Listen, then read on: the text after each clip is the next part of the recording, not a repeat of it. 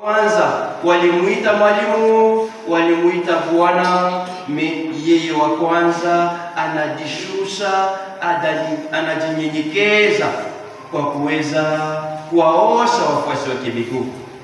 Kumbe ni kwa hiyo furaha mbili, kwanza ya Eukaristia tunapokea kila mara, na ya pili sakramenta ya mapendo Bwana wetu Yesu Kristo atatuonyesha siku ya leo kwa kuweza kuosha watu miguu, ili na sisi vile vile tupate kutendea watu wenzetu na kuwaonyesha yale alama ya mapendo. Ndio sababu kila mara tulishi katika dhambi, atukufikie kujongea kwa Eukaristia takatifu. Kila mara atukuonyeshe mapendo kwa ndugu zetu. Tujinyenyekeze mbele ya Mungu na tuombe toba.